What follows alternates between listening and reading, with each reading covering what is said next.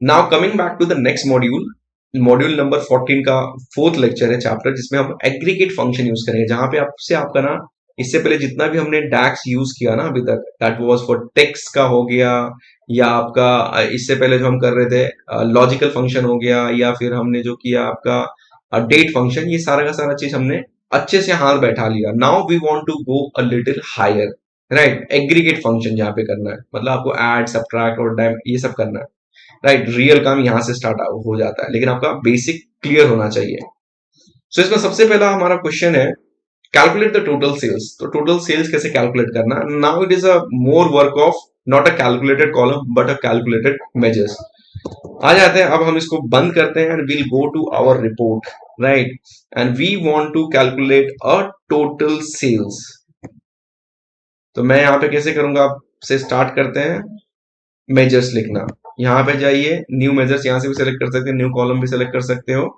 अब यहाँ पे I want to calculate the total sales. तो यहाँ पे हम टोटल सेल्स ले लेते हैं।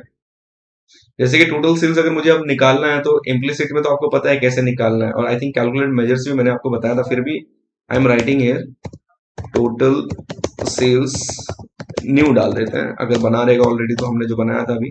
यहाँ पे क्या करने वाले हैं हम, सम, और यहाँ पे ऑर्डर ब्रेकडाउन के अंदर, क्योंकि हमारे टेबल का नाम ऑर्डर ब्रेकडाउन है, और यहाँ पे हम ले लेते हैं सेल्स, या हम प्रॉफिट ले लेते हैं ना, हर बार सेल्स क्यों कैलकुलेट करें, राइट। हमने यहाँ पे क्या ले लिया कि टोटल प्रॉफिट दे दे भाई, सेल्स तो हमने कैलकुलेट किया, टोटल प्रॉफिट ये हमने कैलकुलेट नहीं किया था, राइट।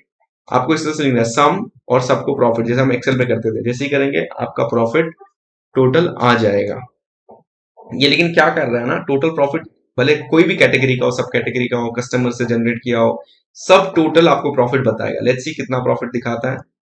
मैं यहाँ पे करता हूँ मेजर्स, और इसका नाम क्या था हमारा, आई थिंक टोटल प्रॉफिट था ना, प्रॉफिट, ये रहा टोटल प्रॉफिट न्यू, इसमें डाल देते हैं। तो हमारा $54,000 का प्रॉफिट है 2011 में, उसमें इस टाइम पे सेल्स था इतना।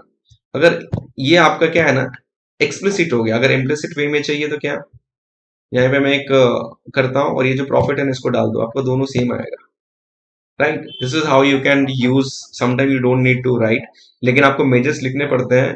अदरवाइज क्या होगा ना, कि जब आपको सेल्स कैलकुलेट करना है फॉर अ पर्टिकुलर कैटेगरी ना, तब आपको कैलकुलेट फंक्शन के अंदर बहुत लंबा लिखना पड़ेगा।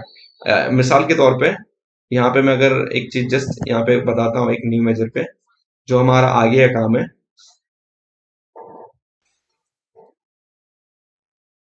मिसाल के तौर पे मैं आपको यहाँ पे दिखा रहा हूँ कि मैंने यहाँ पे ले लिया, ठीक है। अभी मुझे सिर्फ फर्नीचर का चाहिए सेल्स, फर्नीचर का ही सेल्स चाहिए, बाकी किसी का नहीं चाहिए, ठीक है। फर्नीचर का ही सेल्स, तो क्या करोगे आप, यहाँ पे डायरेक्टली टोटल सेल्स डालोगे। यहाँ पे डायरेक्टली आप अगर आपके पास ये रहेगा तो पहले आप क्या करोगे, सम ऑफ सेल्स, किधर गया आपका जो सेल्स डेटा है, आप ये डालोगे, किधर गया